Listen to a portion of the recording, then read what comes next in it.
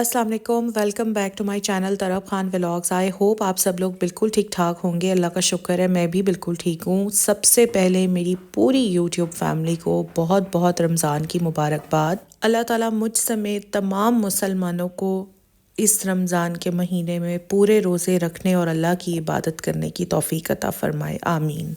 हम में से बहुत सारे लोग दूसरों के बारे में कुछ ज़्यादा ही खुशफहमी का शिकार होते हैं।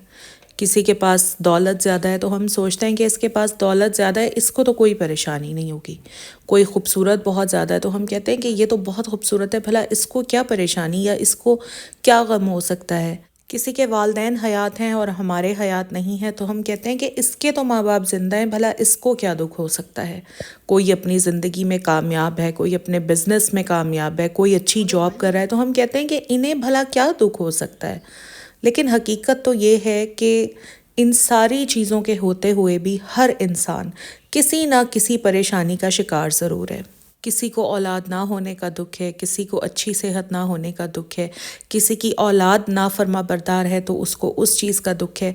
हर शख्स किसी ना किसी परेशानी का शिकार ज़रूर है। हमारे इर्द गिर्द हर इंसान अपने दिल में कोई ना कोई दुख, कोई ना कोई महरूमी या कोई ना कोई परेशानी लिए बैठा है।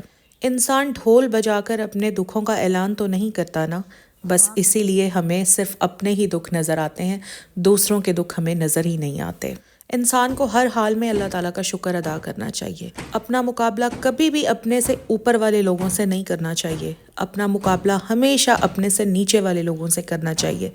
जब आप अपने से नीचे वाले लोगों को देखेंगे तब आपको अंदाज़ा होगा कि अल्लाह ताला ने आपको कितना नवाजा हुआ है। तब आपको एहसास होगा कि अल्लाह ताला की कितनी रहमत है आप पर। और जब आप ये कंपैरिजन कर लेंगे ना, तब आपकी ज़ुबान, आपका जिस्म, आपके सारे आज़ा खुद ब खुद अल्लाह ताला का शुक्र अदा करेंगे, अल्लाह ताला के शुक्र की तस्बीह पढ़ने लगेंगे। आप लोगों ने कभी नोटिस किया है कि हम अल्लाह का शुक्र अदा करने में कितनी कंजूसी करते हैं? बाकी लग्जरीज़ की तरफ तो मैं बाद में जाऊँगी। सबसे पहले तो मैं अल्लाह ताला का इसी बात पर शुक्र अदा करते नहीं थकती कि मैं ज़िंदा हूँ। मैं हर रात सोती हूँ और सुबह मैं ज़िंदा उठती हूँ। मेरी एज के पता नहीं कितने ही लोग या मेरे से भी छोटे जो अब कब्रों में जा चुके हैं, फौत हो चुके हैं। तो सबसे बड़ा तोहफ़ा, सबसे बड़ी नेमत तो अल्लाह ताला की यही ज़िंदगी है कि मैं सांस ले रही हूँ, अपना दिन अच्छे से गुजारती हूँ अपनी फैमिली के साथ। मतलब कौन कौन सी ऐसी छोटी छोटी चीज़ है जिस पर मैं अल्लाह ताला का शुक्र अदा ना करूँ। लग्जरीज़ तो बहुत बाद में आती हैं। एक बार मेरे एक व्लॉग के नीचे मेरी एक सब्सक्राइबर ने कमेंट किया कि आपको दुनिया की सारी नेमतें और आसाइशें मैसर हैं ना, इसीलिए आप इस तरह की बातें करती हैं। अगर आपके पास ये सारी नेमतें ना होती तो फिर मैं देखती कि आप इस तरह की बातें किस तरह करती। मुझे ये कमेंट पढ़कर बहुत अफसोस हुआ और फिर मैंने उनको इस चीज़ का आंसर भी दिया था। शायद वो आज भी मेरा व्लॉग देख रही हूँ कि मैंने उनको आंसर ये दिया था कि मैं क्योंकि मुसलमान हूँ इसीलिए मैं हर हाल में अल्लाह ताला का शुक्र अदा करती हूँ। चाहे मेरे पास ये नेमतें हैं तब भी, चाहे ये नेमतें मेरे पास नहीं हैं तब भी। मैंने आप लोगों के साथ अपना सूरह वाक़िया वाला व्लॉग शेयर किया था। अगर आप लोगों ने नहीं देखा तो मैं लिंक डिस्क्रिप्शन में डाल रही हूँ, आप लोग एक बार ज़रूर देखिएगा। क्योंकि अगर आपके इस तरह के जितने भी सवाल हैं ना, अगर आप वो सूरह वाक़िया वाला मेरा व्लॉग देख लेंगे तो आपको ऐसे सारे सवालों के जवाब मिल जाएंगे। बहुत कम लोग ऐसे होते हैं जो सिल्वर स्पून मुँह में लेकर पैदा होते हैं, ठीक है, और बाकी सबको स्ट्रगल करनी पड़ती है। अभी जितने भी लोग मेरा ये व्लॉग देख रहे हैं, चाहे वो मर्द हैं चाहे वो औरतें हैं, मुझे ज़रा बताएं कि आप लोगों में से कितने लोग हैं जिन्होंने अपनी लाइफ को बनाने के लिए कोई स्ट्रगल की है या स्ट्रगल कर रहे हैं। बताएं ज़रा, कमेंट में आकर मुझे बताएं। बहुत कम लोग ऐसे होंगे जो अपनी लाइफ को बनाने के लिए सही मानों में सही पैटर्न पर स्ट्रगल कर रहे होंगे। और हर स्ट्रगल में, हर काम में बरकत उस वक्त डलती है जब आपकी नीयत साफ़ होती है। अगर आपकी नीयत साफ़ नहीं है, अगर आप बस जेलस ही हैं कि दूसरे के पास ये है, मेरे पास ये क्यों नहीं है, या दूसरा मुझसे आगे क्यों निकल रहा है, मैं आगे क्यों नहीं निकल पा रहा, और जो अपनी नेक नियति से आगे जा रहा है बस आप उसकी टांग खींचने में लगे हुए हैं, तो सोचें अल्लाह ताला ने आपके काम में क्या बरकत डालनी है जब आपकी नीयत ही साफ़ नहीं है। ये सारी बातें आज आपसे करने का मकसद सिर्फ ये है कि कल से रमज़ान शुरू हो रहा है। अगर आपके दिल में किसी के लिए कोई बात है, कोई कीना है, या किसी के लिए आपके दिल में कोई ग्रजेस हैं, तो प्लीज़ रमज़ान के शुरू होने से पहले पहले इन सारे ग्रजेस को निकाल दें। दिल में अगर किसी के ख़िलाफ़ कीना है तो उसको निकाल दें। अगर किसी से कोई लड़ाई है, कोई नाराज़गी है तो ख़ुद से दूर करने की कोशिश करें, क्योंकि इस पाक महीने में नेक नियति के साथ दाखिल होंगे तो अल्लाह ताला आपके रास्ते भी आसान फरमा देंगे।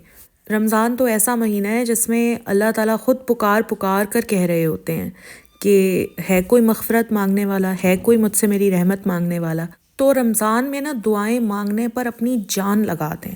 مجھے پتہ ہے بہت سارے لوگ ہیں جو اللہ تعالیٰ کی رحمت سے مایوس ہیں. بات کڑوی ہے مگر سچ ہے. بہت سارے لوگ ایسے ہیں جو اللہ تعالیٰ کی رحمت سے مایوس ہو جاتے ہیں، اللہ تعالیٰ سے دعائیں نہیں مانگتے، یہ سوچ کر کہ اللہ تعالیٰ میری سنتا تو ہے نہیں تو میں کیوں مانگوں، میں مانگتا ہی نہیں ہوں یا میں مانگتی ہی نہیں ہوں. نہیں، یہ نہیں کرنا. یہ مایوسی جو ہے نا یہ کفر ہے.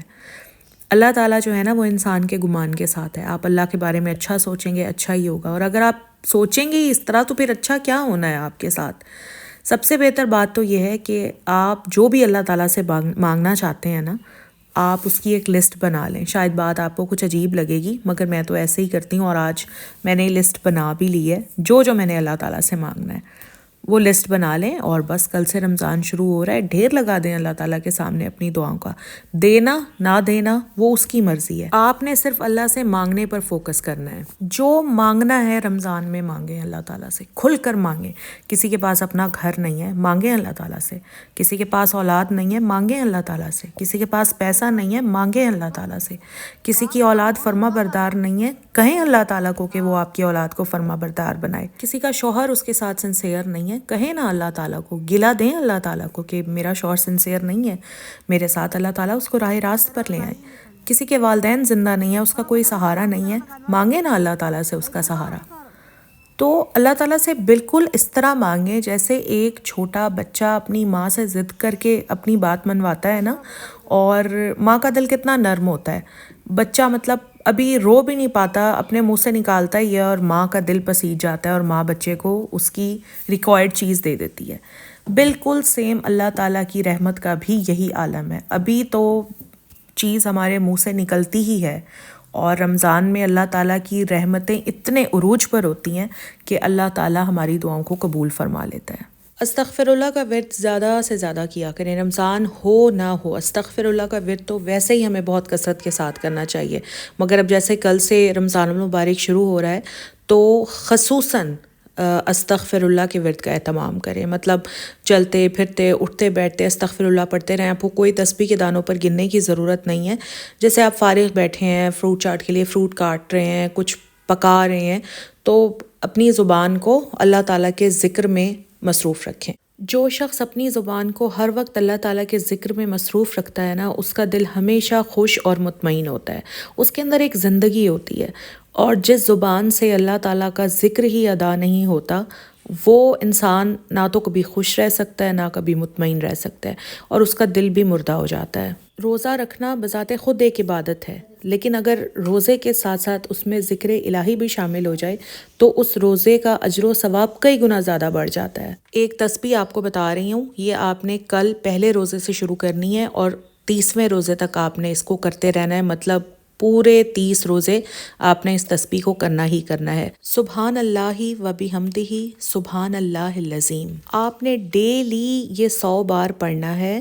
اللہ تعالیٰ کا ذکر ہے، اللہ تعالیٰ کو بہت پسند ہے، اور اس کے لیے کوئی یہ ضروری نہیں ہے کہ آپ نے اول و آخر درود پاک پڑھنا ہے یا آپ نے اس کو کسی نماز کے آخر میں پڑھنا ہے. ڈیٹیل اس لیے بتا رہی ہوں کہ پھر آپ لوگ کامنٹس میں مجھ سے یہ ساری باتیں پوچھتے ہیں.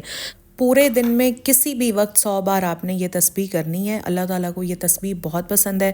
30 روزے ڈیلی آپ نے یہ تسبیح 100 بار پڑھنی ہے. حضرت ابو ہریرہ رضی اللہ تعالیٰ عنہ سے روایت ہے کہ رسول پاک صلی اللہ علیہ وآلہ وسلم نے فرمایا کہ جو بھی دن میں 100 بار اس تسبیح کو پڑھے گا، اللہ تعالیٰ اس کے تمام گناہ معاف فرما دیں گے، چاہے وہ سمندر کے جھاگ کے برابر ہی کیوں نہ ہوں. اگر آپ کسی خاص مقصد میں کامیابی حاصل کرنا چاہتے ہیں تو تب بھی آپ یہ تسبیح کر سکتے ہیں. وہی رمضان کے 30 دن آپ نے یہ تسبیح کرنی ہوگی، اور اگر رمضان نہیں بھی ہے تب بھی آپ 30 دن تک ڈیلی یہ تسبیح کریں گے کسی خاص مقصد میں کامیابی کے لیے. اس کے علاوہ کوئی کام ہے آپ نے شروع کیا ہوا ہے مگر اس میں مشکلات آ رہی ہیں، اٹکا ہوا ہے، تو بھی آپ یہ تسبیح کریں گے 30 دن کے لیے. ڈیلی 100 بار پڑھنا ہے، اور ہر بار تسبیح کرنے کے بعد اللہ تعالیٰ سے آپ اپنے مقصد میں کامیابی کے حصول کے لیے دعا کریں گے. تمام مسلمان جو پاکستان میں ہیں یا پاکستان سے باہر دنیا کے کسی بھی خطے سے مجھے دیکھ رہے ہیں، سب کو دل کی گہرائیوں سے بہت بہت میں رمضان کی مبارکباد دیتی ہوں۔ رمضان کی اپنی ہی رونق، اپنی ہی رنگینیاں ہوتی ہیں، مسجدوں میں بھی، گھروں میں بھی۔ اللہ تعالی ہم سب کو رمضان کی رحمتیں اور برکتیں سمیٹنے کی توفیق عطا فرمائے، آمین ثم آمین۔ بس یہ تھا میرا آج کا ولاگ۔ اگر آپ لوگوں کو تھوڑا سا بھی اچھا لگا ہے تو پلیز میرے ولاگ کو لائک کریں۔ اگر آپ میرے چینل پر آج فرسٹ ٹائم آئے ہیں تو میرے چینل کو سبسکرائب بھی کر لیں، اور انسٹاگرام ہینڈل میں ڈال رہی ہوں ڈسکرپشن میں، انسٹاگرام پر مجھے فالو کر لیں۔ اپنا خیال رکھیں، اللہ حافظ۔